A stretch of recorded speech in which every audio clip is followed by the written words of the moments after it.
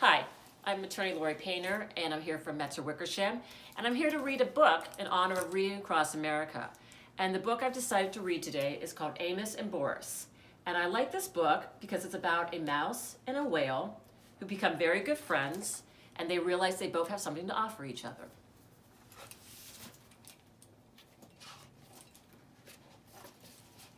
Amos, a mouse, lived by the ocean. He loved the ocean. He loved the smell of the air. He loved to hear the surf sounds, the busting breakers, the backwashes with rolling pebbles. He thought a lot about the ocean, and he wondered about the faraway places on the other side of the water. One day he started building a boat on the beach. He worked on it in the daytime, while at night he studied navigation. You can see the pictures of him building the boat.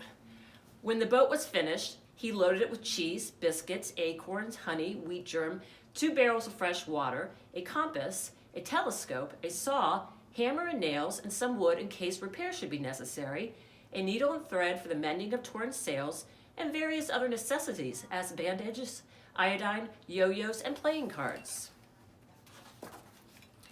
On the 6th of September, with a very calm sea, he waited till the high tide had almost reached his boat, and then using his most savage strength, he managed to push the boat into the water, climb on board, and set sail.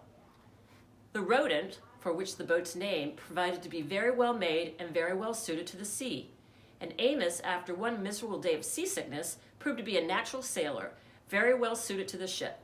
He was enjoying his trip. It was beautiful weather. Day and night he moved up and down on the waves as big as mountains. He was full of wonder, full of enterprise, and full of love for life. There's pictures of him on the boat. One night in the sea, he saw the sight of some whales, and later, lying on the deck of his boat, staring at the sky, the tiny mouse Amos, a little speck of living thing in the vast living universe, felt thoroughly akin to it all. Overwhelmed by the beauty and the mystery of the evening, he rolled over and right off the deck of his boat and into the sea, which is not good. "Help!" he squeaked as he grabbed desperately at the rodent, but it evaded his grasp and went bowling along under full sail, and he never saw it again. And there he was, where, in the middle of the ocean, 1,000 miles from the nearest shore, with no one else in sight as far as the eye could see, and not even so much of a stick of driftwood to hold on to. Should I try to swim home, Amos wondered, or should I just try to stay afloat? He might swim a mile, but never 1,000. He decided to keep afloat, treading water and hoping that something, who knows what, would turn up to save him. But what if it was a shark or some big fish? What was he supposed to do to protect himself? He did not know. See, there he is, all alone in the water, without his boat, the rodent. Morning came, as it always does. He was getting terribly tired. He was very small, very cold, very wet, worried Mouse. There was still nothing in sight but the empty sea. And then, if things weren't bad enough, it began to rain. At last the rain stopped, and a noonday sun gave him a bit of cheer and warmth in the vast loneliness. But his strength was giving out. He began to wonder what it would be like to drown. Would it take very long? Would it feel just awful? Would his soul go to heaven? Would there be other mice there? He was asking himself these dreadful questions, and a huge head burst through the surface of the water and loomed up over him. It was a whale. "What sort of fish are you?" the whale asked. "You must be one of a kind." "I'm not a fish," said Amos. "I'm a mouse, which is a mammal, the highest form of life. I live on land." "Holy clams," said the whale. "I'm a mammal myself, though I live in the sea. Call me Boris," he added. There's a picture of Boris, the whale. Amos introduced himself and told Boris how he came to be there in the middle of the ocean. The whale said he would be happy to take Amos to the Ivory Coast of Africa, where he happened to be headed to attend a meeting of whales from all the 7 seas.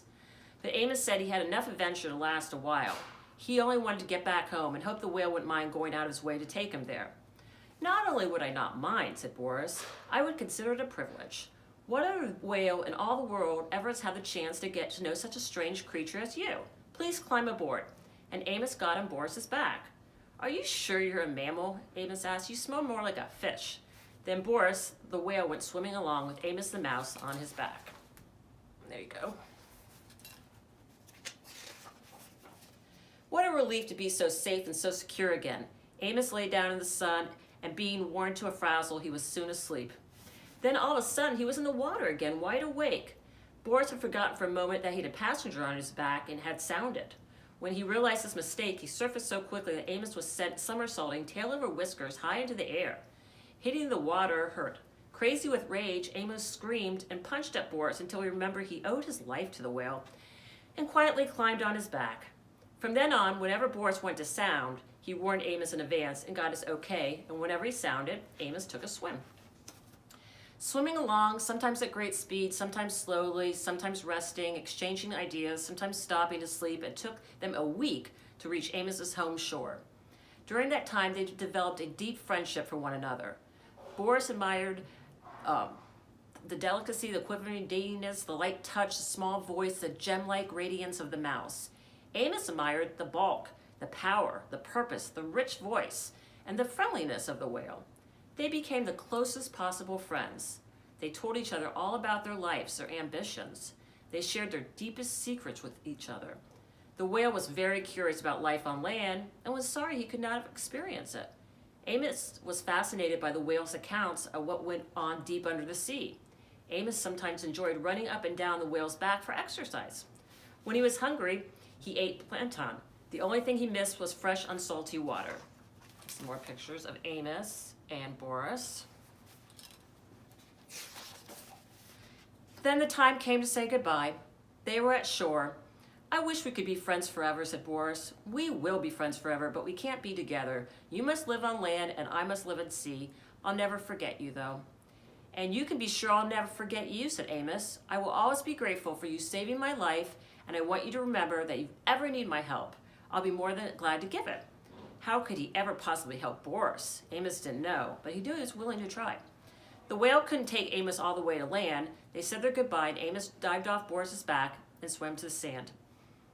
From the top of a cliff, he watched Boris spout twice and disappear. Boris laughed to himself. How could that little mouse ever help me? Little as he is, he's all heart. I love him and I'll miss him terribly. Boris went to the conference off the Ivory Coast of Africa and then went back to a life of whaling about, while Amos returned to his life of mousing about, and they were both happy. Many years after the incidents just described, when Amos was no longer a very young mouse, and when Boris was no longer a very young whale, there occurred one of the worst storms of the century, Hurricane Yetta. It just so happened that Boris, the whale, was flung ashore by a tidal wave and stranded on the very shore where Amos happened to make his home. See? It just so happened that when the storm had cleared up, Boris was lying high and dry on the sand, losing his moisture in the hot sun and needing to be back in the water. Amos came down to the beach to see how much damage Hurricane Yetta had done. Of course, Boris and Amos recognized each other at once. I don't have to tell you how these old friends felt at a meeting again in this desperate situation. Amos rushed toward Boris. Boris could only look at Amos. Amos, help me, said the mountain whale to the mote of a mouse. I think I'll die if I don't get back in the water soon. Amos gazed at Boris in agony of pity. He realized he had to do something very fast, and he had to think very fast about what he had to do. Suddenly he was gone. I'm afraid he won't be able to help me, Boris said to himself. Much as he wants to do something, what can such a little fellow do? And there's Boris all beached on the whale with Amos looking at him. Just as Amos had once felt all alone in the middle of the ocean, Boris felt now lying alone on the shore.